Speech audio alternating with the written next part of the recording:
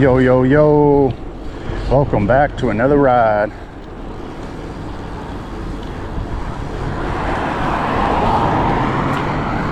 Just getting some pedal time in. Got a little downtime. Trying to get a ride in. Headed towards like Buena Park, Knott's Berry Farm area. Gonna see if I could push all the way over there. My brakes are kind of a little tweaked right now. They're rubbing against the rim. I try to adjust them, but I need a little more time to adjust them, but it's still riding pretty solid. I think the wheel might be a little bit crooked, so the left side of the brake pad is rubbing. I loosened them a little bit, but now the brakes are kind of too soft. You want to have them a little tighter so you can stop quicker. Yes, sir.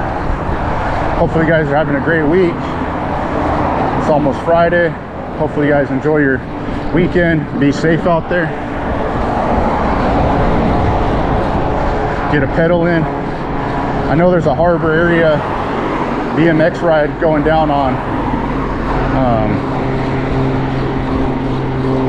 Sunday in Long Beach. If you're in the area, check it out. Harbor area. Pretty dope ride.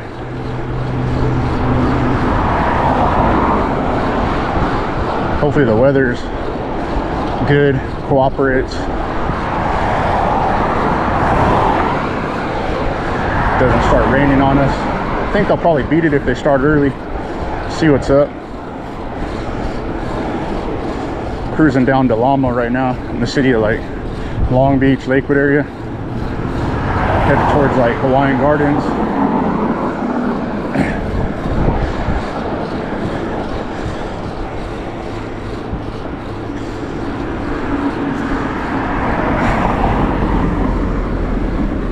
Got the riverbed. Might stop and grab a Red Bull real quick, see what's up. See what's good.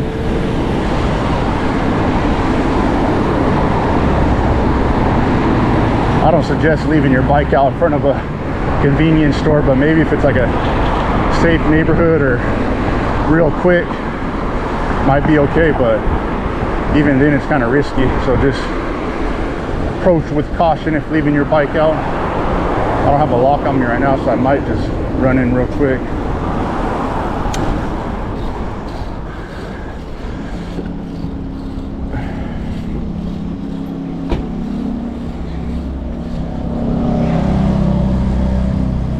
think I will.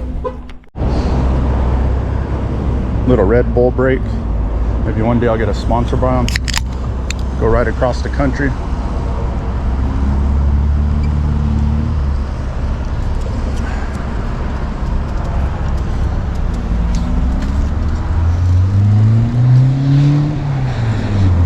Red Bull sponsor me.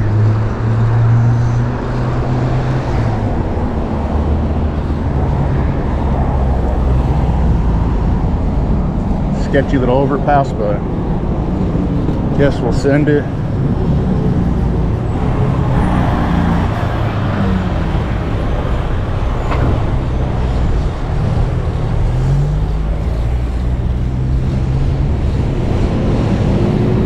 Sugar-free Red Bull is solid for a bike ride.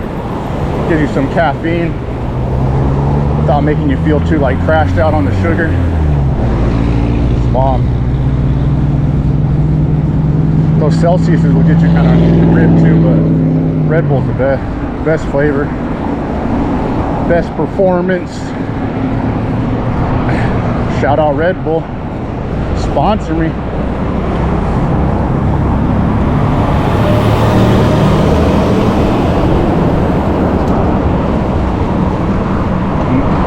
Cove.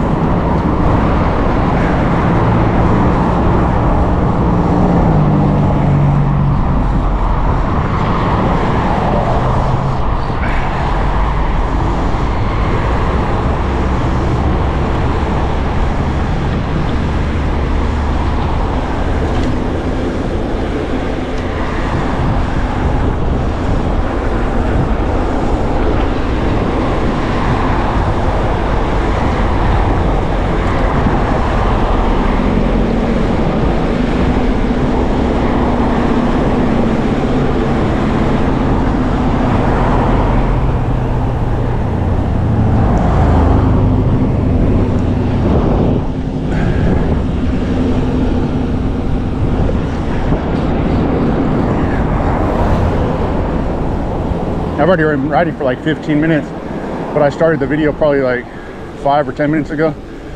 Didn't want to bore you with similar routes, so started it kind of in the spot. Oh shit. Oh, okay. My bad. Thought the light was turning, but another car was coming.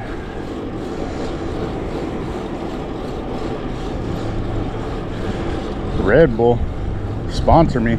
Old Bones, SE Bikes. I need those sponsors. I'll go do a cross-country road trip.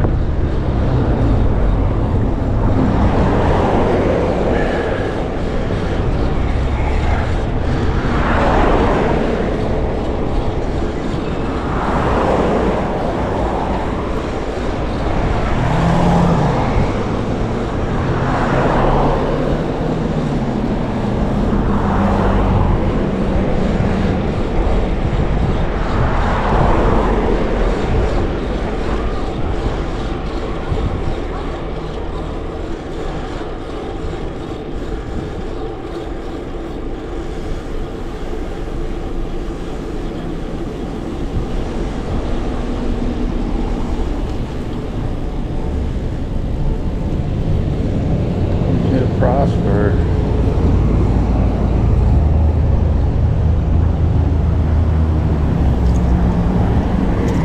Always throw your trash away, everyone. You got to keep this planet clean. Don't take much to find a trash can, or just hold on to it until you do.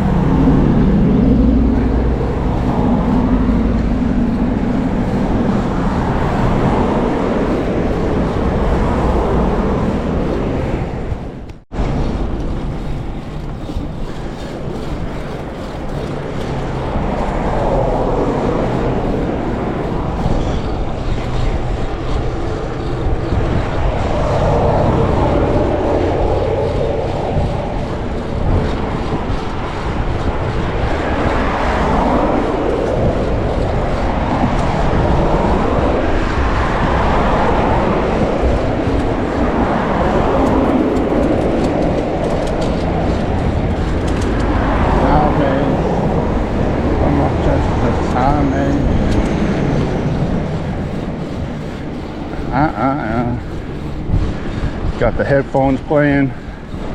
It's a random mix. And the detailer's getting down at the school. I see ya. If y'all didn't know, I've been detailing cars since I was like 18 years old. I traveled from West Coast to East Coast and all in between, doing details for like PR media company. We did like car shows, release new cars to like journalists, and they would do ride arounds on them, drive them, test drive them, do reviews, little videos on them. And sometimes we'd be detailing like 100+ cars, and we'd have to turn them around every day. The first time was usually the hardest, just to get them on point, and then we just kept them up. But we did all the steps: wax, wash, clay bar, vacuum. Some days we'd be working like 16-hour days, detailing like crazy. Well, I got to remember the Dutch Mill. That's a drive-through I could have went through instead of parking my bike outside.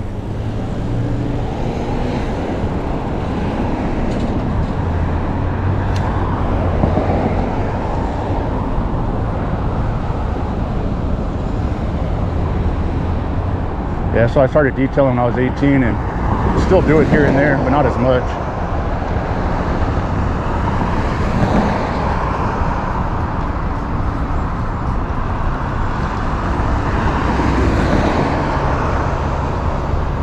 Damn, that looks clean. Forward lowered.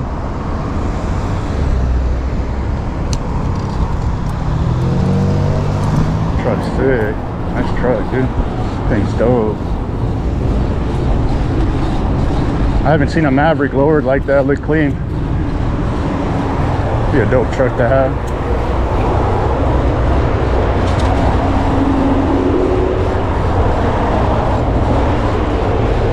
Yeah, detailing's pretty cool job for sure.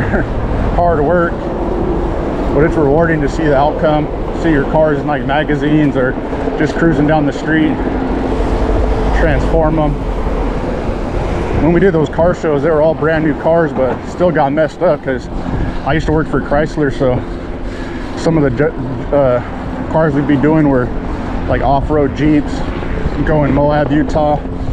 They go off-road them with no top on. Your fully detailed car, come back, sand all inside, all in the wheel wells, mud all in the engine. Pretty wild, actually. But it was cool to see them get turned around, go for another show.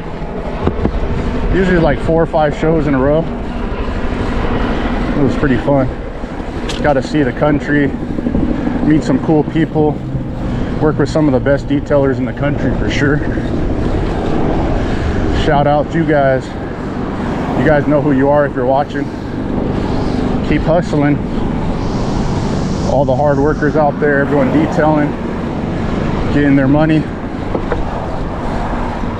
It was crazy because I started off at mobile detailing with my buddy Nick when I was just 18, and then we used to go around to people's houses, businesses, and do them. And we were like one of the only few mobile detailers before mobile detailing even became like popular. And then now it's like everyone's a mobile detailer, got like a YouTube channel on it. But for sure, promise, we were like one of the originals, and Nick was for sure the original, or one of them in the SoCal area.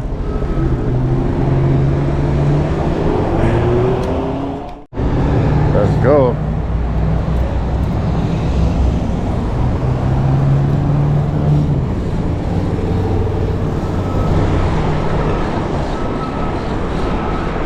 Shout out Nick Tino. Thank you for showing me a good trade that I got to use for many years. Got to experience some cool stuff. Appreciate you. Might have been a little knucklehead at 18, but I appreciate you, brother. Hope all is good.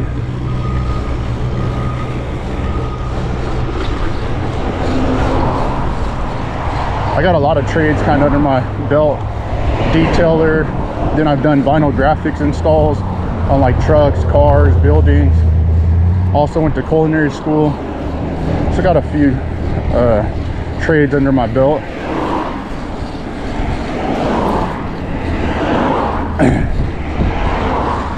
It's like everything I've done has been like super physical. Vinyl graphics is super cool, but it's a skill. Can't leave no bubbles, can't mess up the vinyl, burn it. That's super physical right there. Working in like crazy conditions. You working in warehouses like Northern California, or like 30 degrees. Gotta have like these big old flamethrower heaters just to keep the vinyl warm and you warm. Working in like snow gear. You haven't ever worked inside a warehouse, like an auto mechanic truck warehouse during the winter? It's pretty wild. We also detailed one time in Washington, D.C. in the winter. Oh man, that was even crazier. Go put your hand in like the soap bucket. It's all frozen. That was intense, but pretty cool. We were working for Audi that time, so those cars don't get too dirty, and they're kind of on the smaller side, so it wasn't as bad, but it was wild.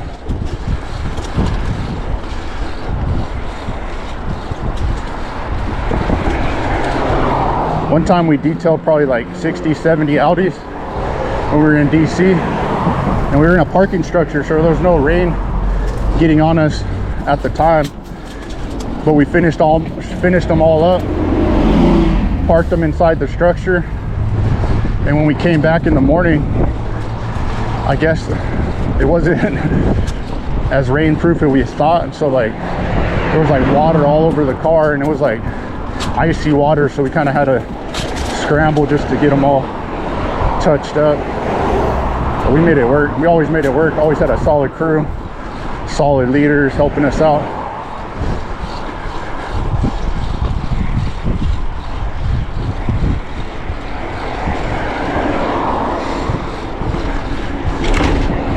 also did a window cleaning, but not for long. That was kind of a cool job, but crazy at the same time. Climbing up buildings, working right on the ocean, cleaning like the sea glass. It was cool.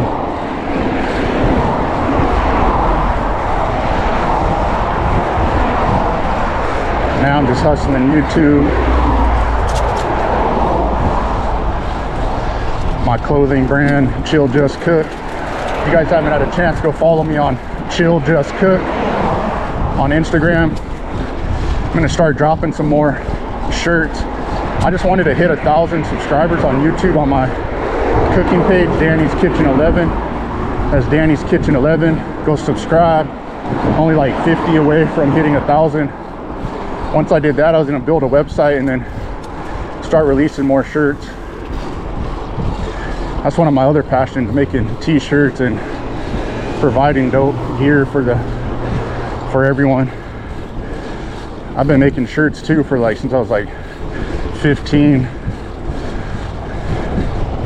It's a lot when you're running your own business. Gotta market yourself, plan it all out. Not easy, but props to whoever's doing it. It's rewarding though. Sell a few shirts, see people wearing it.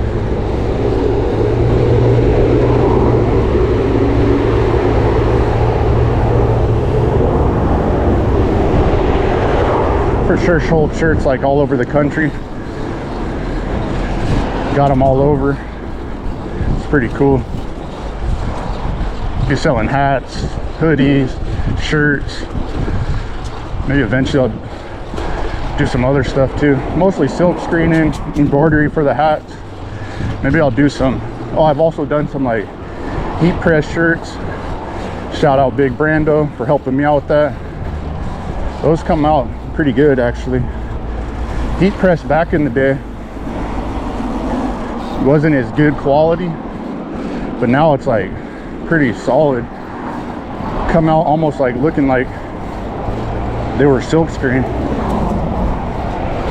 Equipment's advanced, the transfers have stepped up a lot. It's more convenient to get. It's not a bad way to go if you want to start a t-shirt business. You can just print out like 100 graphics, just have some blank shirts on the side, heat press. Whenever you get an order, just press it real quick, be good to go.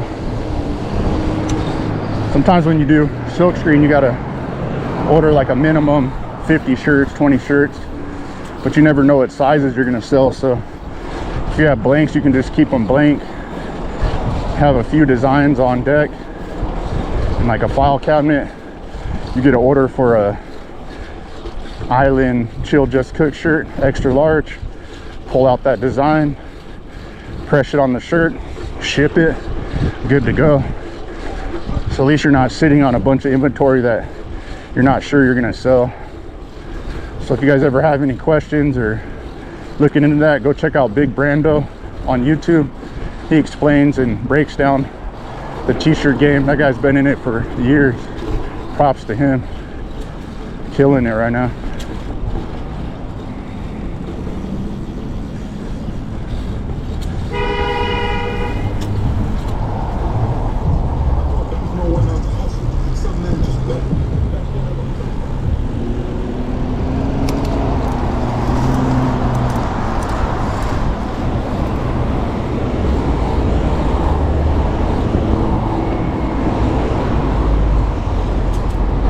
Yeah, I enjoy the heat press shirts, but I think my favorite's silk screen.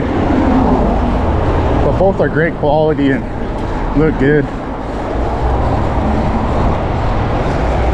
If you have like a big following or people that are gonna buy your shirts, you can also do like a pre-sale. Say, oh, I'm gonna drop this design, open up a pre-sale for like a week or two, see what orders you get, and then you can just place the order accordingly to the silk screen printer, so you won't just be sitting on some. Like certain sizes don't always sell, but for me, like I go off like like previous sell. So say I know I'm selling a lot of extra larges or larges, maybe I'll order 20 large, 20 extra large, and then other sizes that aren't selling as much, like maybe like small or 4X, I'll order smaller amount of those, like 5. But usually like extra large, large, 2X, selling good. If you get smaller sizes for like women or whatever, but for me personally, like the extra large and large is like the #1 selling. And I also wear extra large, so if I ever got any extra, I can always rock my tees. I'm not just selling t-shirts if they're not cool to rock, you know. I'm gonna be wearing them for sure. I'm wearing one right now, but it's all like beat up, but just a biking t-shirt right now. I can see Knott's Berry Farm in the distance, probably like 2 miles away. Not sure how much battery life I got. Let's check. 45%. I think we're good.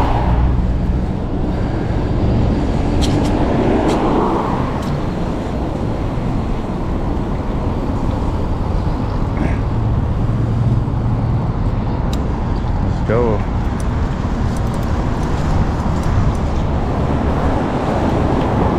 Yeah, you're impatient, I know.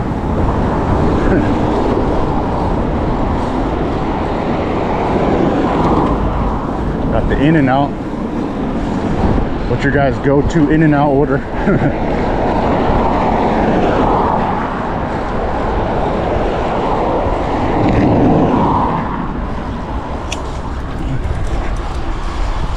Lately I've been ordering like just a cheeseburger, maybe animal style, extra lettuce, extra tomato.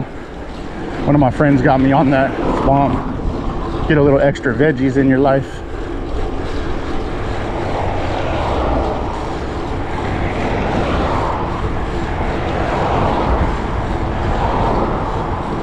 I've rode this similar route before, so it might look familiar, but it's been a while. I don't go this way that often. I like cruising to the beach, but here and there I'll switch it up.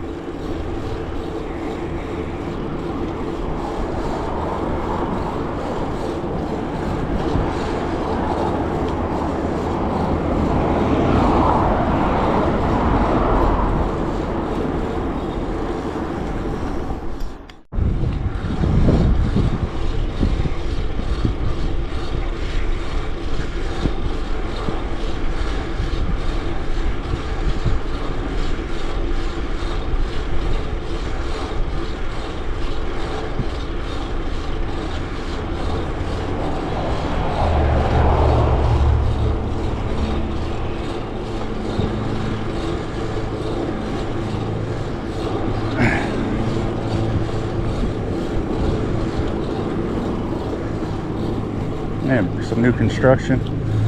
What is it?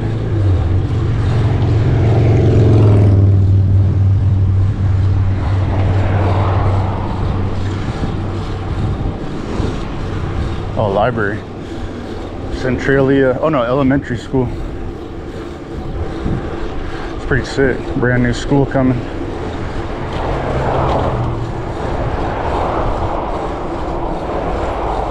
There's Knott's Berry Farm in the distance. You can see like Accelerator, Supreme Scream, the old parachute tower. Has no parachutes left on it, but it's still there.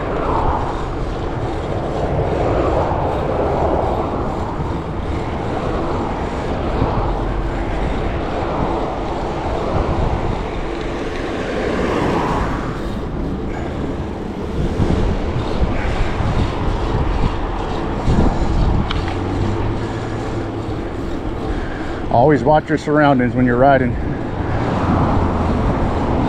A lot of drivers just paying attention one way, whatever way they're turning. They don't really see their surroundings too much. It's all good. That's why we just gotta protect ourselves and keep an eye out. Be safe, don't be impatient, be good.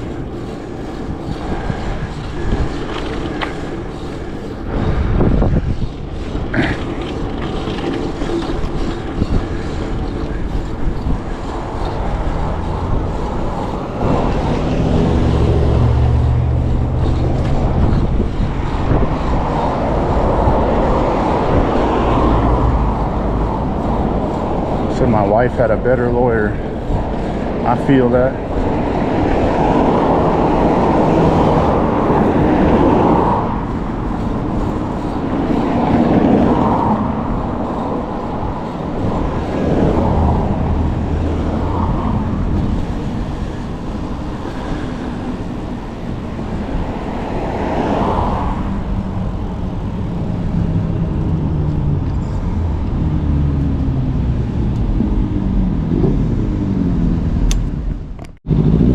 Let's go.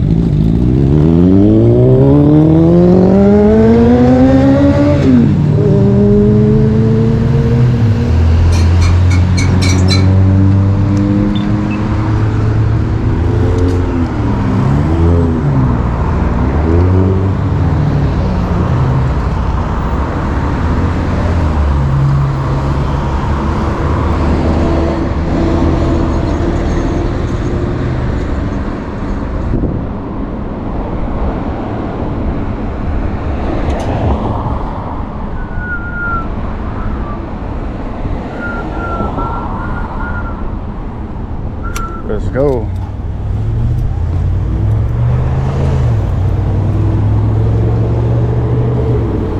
Made it to Knott. Probably about 10 miles from my house. So on the way back, it'll probably be another 9-10 miles. If I take a shorter route, it'll be like 20-mile ride, solid pedal. Get the legs pumping, get some sun.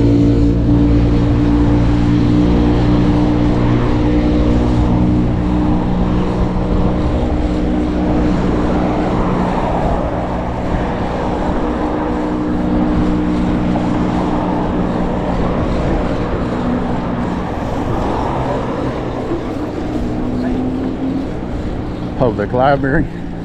Oh, okay. Oh, okay. Buena Park. Yes, sir. Don't get hit by Granny.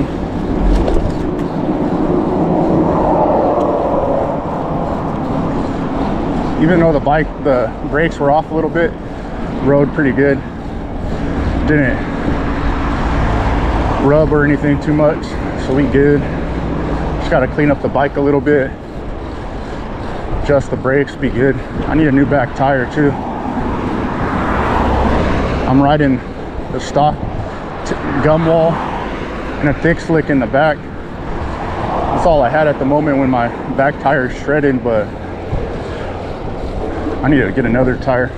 I don't mind it, but for sure slippery. One day I jumped off a curb because I couldn't like avoid these people, and I landed in kind of like a puddle, and my back tire slid out. I did like a mean slide out, but good thing I didn't, I don't know, I kept it steady and just rode off, but for sure could have ate crap. There it is, Knott's Berry Farm.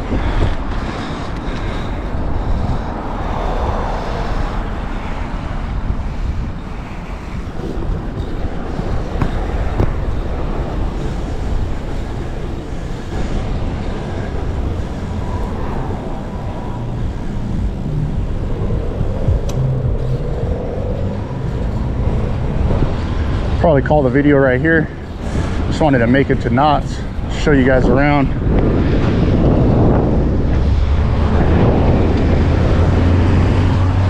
Appreciate you guys for watching. Until next time, everyone, peace.